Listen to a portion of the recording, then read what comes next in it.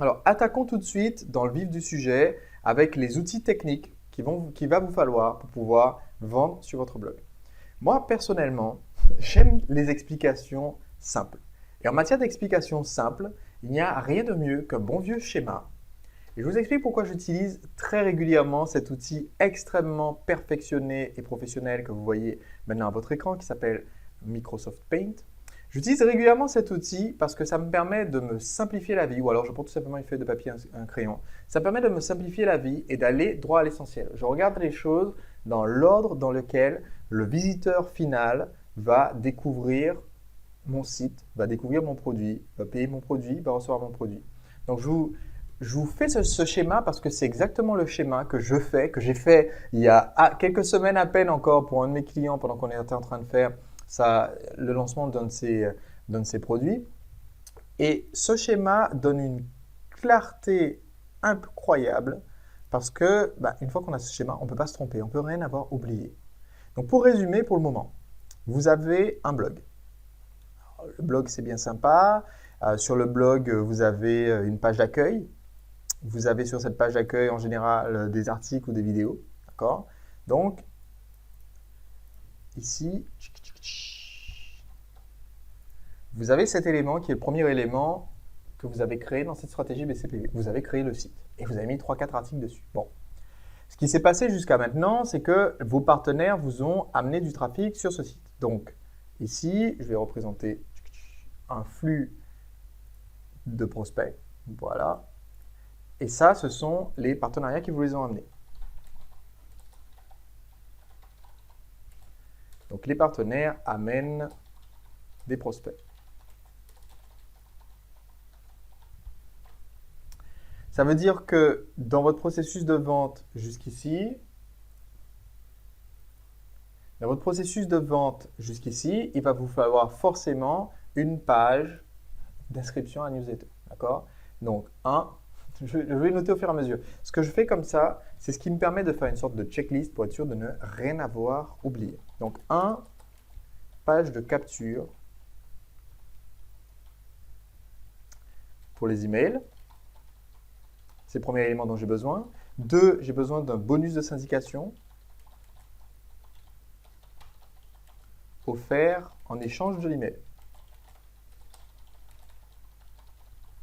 On a vu tout ça ensemble au début de ces sessions sur le blogging. Donc, je ne vais pas rentrer plus dans le détail sur ce qu'est une page de capture, bonus de syndication. On a déjà vu ensemble tout ça. Je continue. Les partenaires ont amené les prospects se sont inscrits sur ma mailing list. Génial, maintenant j'ai une mailing list. Donc hop, mes prospects sont inscrits sur ma mailing list qui sont dans mon autorépondeur.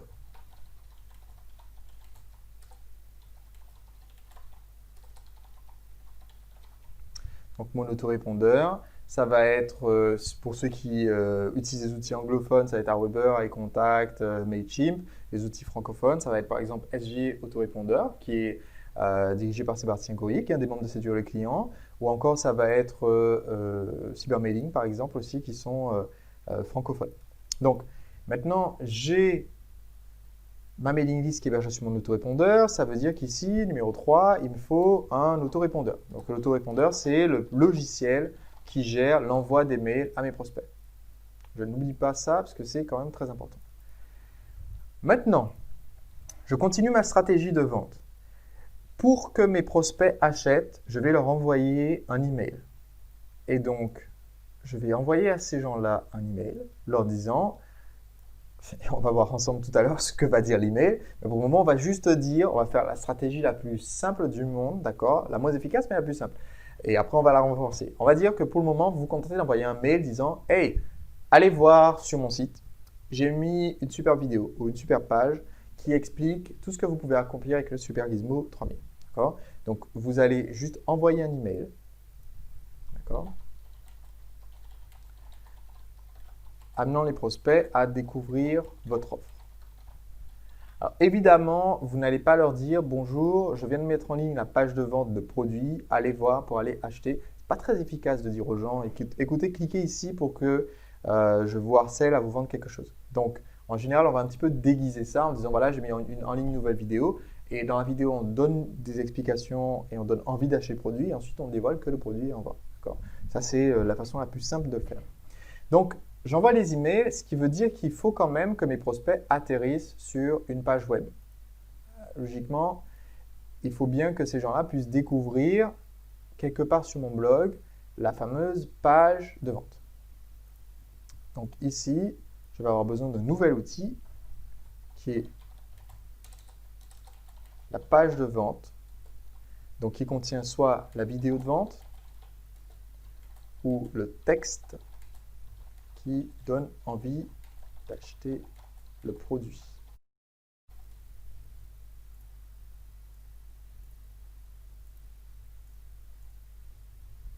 Hop là.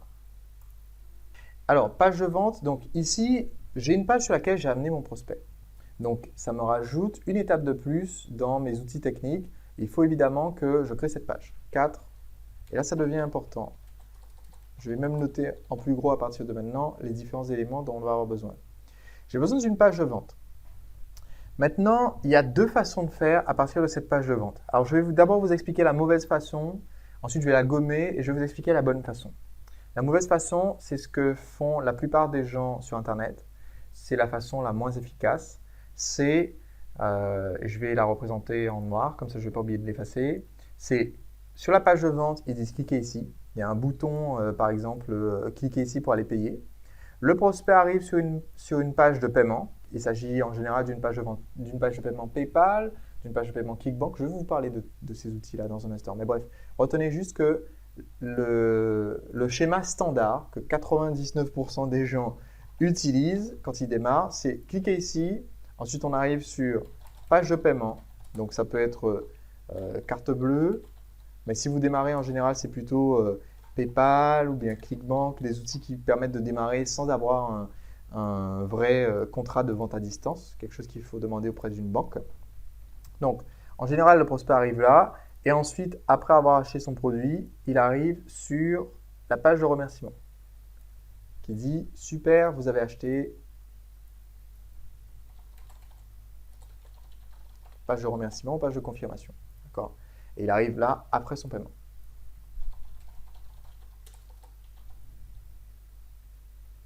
Si vous faites ça, vous perdez énormément d'argent. Vous n'imaginez pas quelle quantité d'argent vous perdez. Il y a une seule façon de perdre plus d'argent que de faire ça, c'est de mettre en place une page de paiement qui utilise la technologie 3D Secure. Alors, pour expliquer rapidement pour ceux qui ne sont pas très techniques, 3D Secure, c'est la technologie qu'utilisent les banques pour diminuer le nombre de fraudes. C'est une technologie qui, à chaque fois que quelqu'un essaie de faire un paiement par carte bleue sur votre site, demande à cette personne un code de confirmation supplémentaire. Donc, soit ce code de confirmation, c'est sa date de naissance, la date de naissance du porteur de la carte. Soit c'est le cas, par exemple, chez Banque Populaire. Soit ce code de confirmation, c'est un code qu'on lui envoie par SMS sur son portable. Je crois que la Société Générale, par exemple, fait ça en France. Soit encore, cette banque va envoyer un numéro crypté sur une clé USB spéciale que le prospect a reçue soi-disant chez lui, théoriquement, quand il a ouvert son compte. Et donc là, c'est la catastrophe. Et donc, en gros, pour vous simplifier l'explication, cette technologie 3D Secure, effectivement, diminue le nombre de fraudes, mais c'est en grande partie parce qu'elle diminue le nombre de ventes tout court. En fait, c'est tellement compliqué de valider une vente sur 3D Secure pour la plupart des prospects que si vous utilisez cette technologie, vous perdez au moins 40 à 60% de vos ventes. C'est pourquoi je recommande en général à mes clients de consulting de ne jamais, jamais, jamais activer cette technologie 3D Secure. Alors, ce n'est pas une recommandation légale. Vous feriez mieux de toujours demander conseil à votre banquier concernant ce genre de choses. D'accord ? Je ne suis pas avocat, ce n'est pas à moi de vous conseiller ça. Mais c'est juste ma recommandation d'un point de vue marketing. Alors évidemment, votre banquier, étant donné qu'il touche des sous sur 3D Secure, il va vous conseiller de le faire. Moi, ce que je vous dis, c'est que sans 3D Secure, sans avoir 3D Secure, vous allez peut-être faire 1000 ventes.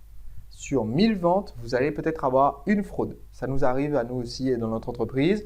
On va avoir une carte bleue au nom de quelqu'un qui est en Belgique, qui est payé par quelqu'un dont l'adresse est en Lituanie et qui a, quand on appelle au téléphone, un accent congolais. Bon, En général, ça, c'est louche. Donc, sur 1000 ventes, vous allez peut-être avoir une fraude comme ça. Et qu'est-ce qui va se passer dans le cas de la fraude? C'est que votre banque va dire, hey, mais normalement, on n'aurait pas dû autoriser ce paiement-là. Ils vont vous débiter du montant de la vente qui a été faite. Donc, le calcul est vite fait, hein. Vous avez 1000 ventes que vous avez faites. Il y a une vente qui est automatiquement remboursée par votre banque parce qu'ils trouvent que c'est une fraude. Et vous avez 999 ventes qui sont validées. Bon. Avec 3D Secure, voici comment ça va se passer. Sur vos 1000 ventes, vous perdez 400 personnes. Ça, c'est l'hypothèse basse. Vous perdez 400 à 600 personnes qui vont lâcher prise au milieu parce qu'ils ne vont pas comprendre c'est quoi cette histoire de code de confirmation qu'on est soi-disant censé leur envoyer sur leur portable. Ils vont dire comment vous faites pour avoir mon numéro de portable. C'est super louche. En fait, ça leur donne encore moins confiance que quand il n'y avait pas ce système. Donc, vous perdez 400 personnes, vous n'avez plus que 600 ventes. Et sur les 600 ventes, effectivement, peut-être que vous avez zéro fraude. Alors, c'est génial.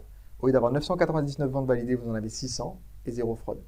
C'est une question de si vous préférez ne pas avoir peur ou si vous préférez avoir beaucoup d'argent. C'est à vous de choisir. Donc, ma recommandation, si vous entendez parler de 3D Secure, vous dites non. S'il y a une case à cocher pour prendre cette option, vous dites non.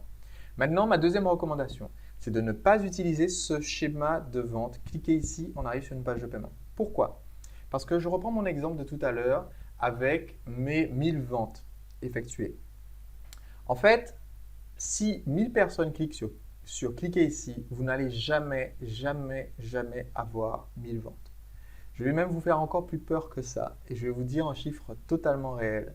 Si 1000 personnes sont sur votre page de vente et cliquent ici,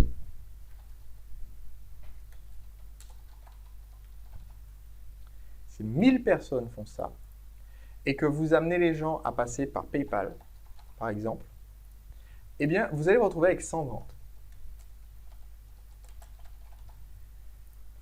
C'est grosso modo le taux qu'on voit sur la plupart des paiements et c'est ce que j'ai vu sur quand même plusieurs centaines de transactions, je dirais pas loin de 1500 transactions sur le démarrage d'activité où j'utilisais essentiellement PayPal comme mode de paiement à part les chèques.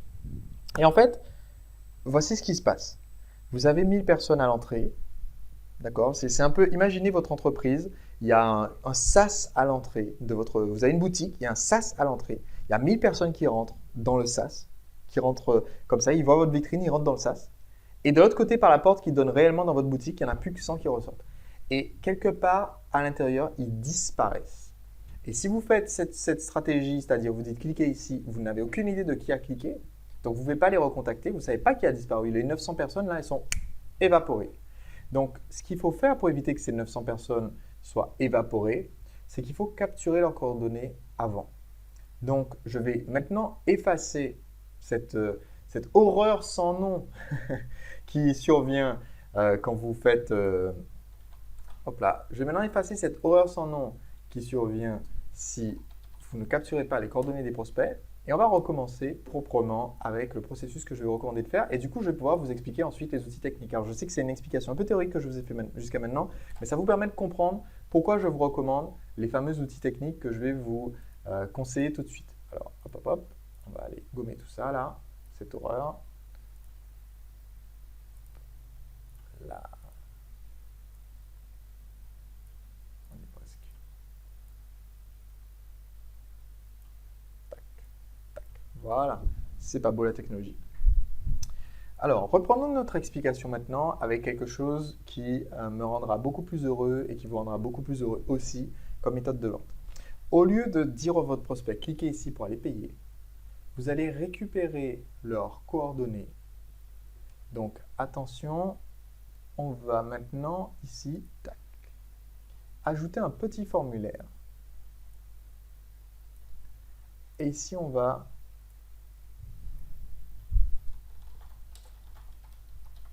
c'est un peu gros. Formulaire de capture.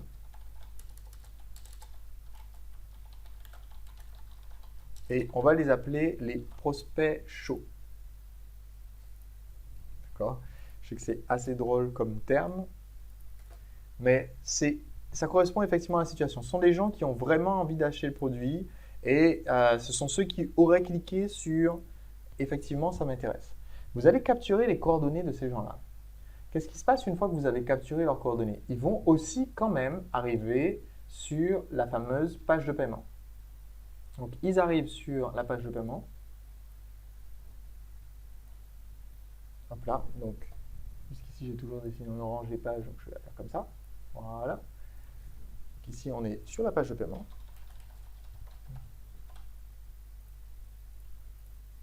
Donc ici, il vous faut 2 étapes de plus. Ces 2 étapes, c'est 5 formulaires prospect chaud et 6 une page de paiement. Dans un instant, je vais vous expliquer les outils que je recommande pour le formulaire, pour la page de paiement, etc., etc. Donc, le prospect arrive ici sur votre page de paiement et une fois qu'il a payé, cette fois-ci, vous allez l'envoyer non pas sur la page de confirmation classique, mais vous allez l'envoyer sur une nouvelle page que vous avez créée sur votre site. Alors, je sais, ça fait créer beaucoup de pages, mais ça vous fait créer beaucoup de pages une fois et gagner beaucoup d'argent pendant tout le reste de votre activité, ce qui, à mon avis, est un bon deal. D'accord ? Donc ici, il va arriver sur une page, entre guillemets, de confirmation. Sur cette page, entre guillemets, de confirmation, parce que ce n'est pas réellement une page où vous dites « super, voici votre produit », en réalité, ce que vous allez faire, c'est que vous allez mettre à nouveau un autre formulaire. D'accord ? Donc ici, je vais avoir un nouveau formulaire qui est le formulaire client.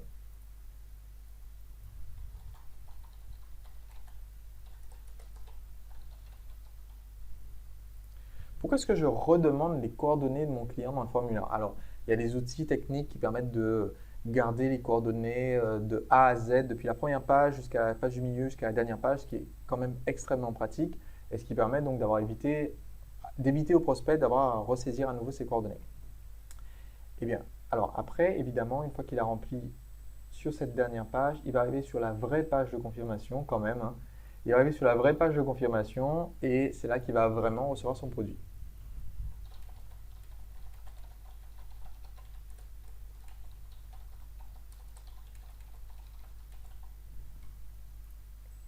Okay, donc il faudra 2 pages de plus dans notre belle liste ici.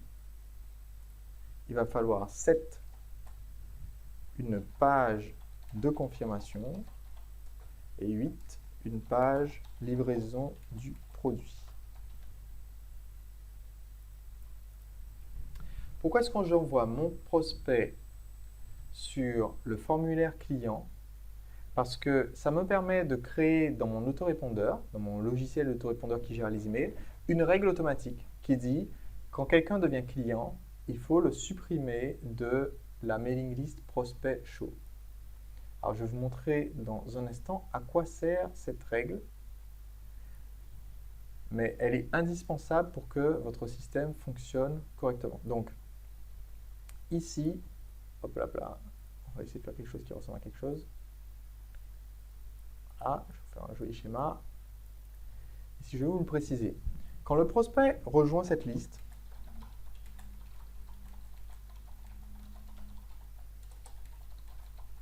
c'est automatique. Il est désinscrit de la liste prospect chaud. Alors vous allez me dire, mais à quoi ça sert de l'avoir mis dans cette liste prospect chaud si au final on le désinscrit 10 minutes plus tard? Eh bien, pourquoi est-ce qu'on le désinscrit 10 minutes plus tard? Parce que les prospects de la liste prospect chaud, vu que maintenant on sait que ça contient tous les gens qui étaient très intéressés, mais pas ceux qui ont acheté, on sait que les gens qui sont dans cette liste prospect chaud, au bout de, allez, disons 1 heure, 2 heures, 3 heures, au bout de 24 heures, les gens qui sont encore dans cette liste, c'est ce qu'on appelle des abandons de panier. C'est des gens qui ont commencé à passer commande et puis qui, pour une raison ou pour une autre, ils ont changé d'idée. Ils avaient autre chose à faire dans la vie hein, et ça leur est complètement sorti de la tête qu'ils allaient acheter votre produit. Alors, on va aller faire un tour sur Amazon, juste pour qu'on comprenne l'expression abandon de panier. Imaginons que je sois sur Amazon et que je vais acheter une PlayStation 3, puisqu'apparemment c'est ceux qui veulent absolument vendre en ce moment. Je vais acheter une PlayStation 3, je clique sur commander maintenant pour Resistance 3 Survivor Edition, je ne sais pas quoi. Je fais ajouter au panier. Un article est ajouté à mon panier, d'accord? Donc j'ai juste, apparemment c'est un jeu vidéo qui coûte 109,99 €. Je crois qu'à mon époque, 700 francs, ça aurait fait sauter mes parents au plafond, mais apparemment maintenant c'est un prix normal pour un jeu vidéo. Donc pour ce jeu vidéo, si je fais passer la commande, Amazon va me demander mon adresse email. Ils font exactement ce que je vous ai expliqué, d'accord? Ils donnent mon adresse email et si je suis un nouveau client, ça me crée automatiquement mon compte client Amazon. Eh bien, vous pourrez faire le test par vous-même, je l'ai déjà fait évidemment. Vous pourrez faire le test par vous-même quand vous saisissez votre adresse email pour faire une commande. Si vous laissez tomber la commande en plein milieu, eh bien, demain, Amazon va vous envoyer un petit mail, sympa en plus, hein, disant hey, bonjour, peut-être que vous avez eu un petit peu de difficulté à régler votre commande, etc. Vous pouvez cliquer ici pour régler votre commande si vous avez besoin d'aide. 2 jours plus tard, ils vont envoyer encore un autre mail disant bonjour, apparemment votre commande n'est toujours pas validée et tout, on a vraiment envie de vous l'envoyer, votre jeu vidéo, vos enfants vont adorer ou alors vous allez adorer vous-même, etc. Et ils vont vous relancer ad vitam aeternam jusqu'à ce que l'un d'entre vous craque, vous ou Amazon. En sachant qu'Amazon c'est une machine, en général c'est vous qui craquez. C'est exactement ce qu'on va faire avec notre mailing list prospect show. On va mettre une séquence automatique pour tous les mails, donc c'est-à-dire tous les prospects qui ont saisi leur mail dans cette mailing list. Ici, ils vont avoir une séquence automatique de relance. En gros, tous les jours pendant X jours. En gros, vous commencez les relances quand même en général le lendemain. Vous n'avez pas commencé le jour même à relancer le prospect parce que si ça se trouve, il est toujours sur la page, il n'a pas encore validé, mais vous le faites le lendemain. Donc, pour récapituler, si vous faites directement page de vente, cliquez page de confirmation, vous allez perdre jusqu'à 90%. C'est une moyenne tout à fait vérifiée. Vous perdez 90%, c'est les abandons de panier. Quand on ne peut pas les mesurer et qu'on décide de les mesurer, on se rend compte que c'est effroyable. Maintenant, quand on fait cette capture des prospects chauds, ça nous permet en même temps qu'on fait la capture des prospects chauds de leur mettre une petite case à cocher du genre oui, je suis vraiment intéressé pour découvrir ceci, cela. Oui, je m'engage et je veux participer à fond dans cette formation. Oui, je suis impatient de recevoir. Voilà, on lui met une petite case à cocher. Oui, je veux X, Y, Z. Rien que ça peut faire tomber le taux d'abandon de panier de 90 à 75%. Donc, pour résumer, vous faisiez jusqu'à maintenant 100 ventes. Maintenant, vous en faites 250. Rien que parce que vous avez mis le formulaire, même sans faire les relances, juste parce que vous l'avez mis dans le formulaire et que vous avez mis une case à cocher, je suis engagé à faire X, Y, Z. Parce que du coup, les gens viennent de vous dire qu'ils sont engagés. C'est un principe de persuasion qu'on appelle l'engagement et la cohérence. Les gens veulent être cohérents avec ce qu'ils vous ont dit, ils veulent tenir parole et donc ils tiennent parole davantage. Et ensuite, avec votre séquence automatique de relance, vous allez pouvoir récupérer au minimum, mais vraiment le pire que vous puissiez faire, c'est de récupérer environ 10% des abandons de panier. Donc, pour reprendre notre exemple de tout à l'heure, on avait 1000 clics avant, 100 ventes. Maintenant, juste parce que vous avez mis le formulaire, vous allez faire peut-être 75% d'abandon de panier, ce qui vous fait 250 ventes. C'est déjà pas mal. Et sur vos 750 abandons de panier, vous allez en récupérer encore peut-être 10% au minimum si votre séquence automatique de relance est, on va dire, franchement pas terrible. Et là, ça va vous amener à 325 ventes au total. Vous avez plus que triplé le nombre de ventes de votre site internet juste en rajoutant un petit formulaire en 20 minutes, un autre formulaire en 2 minutes, c'est une copie, c'est quasiment la même chose, et 2-3 mails automatiques de relance. D'accord ? C'est extrêmement, extrêmement important de mettre en place tout ça.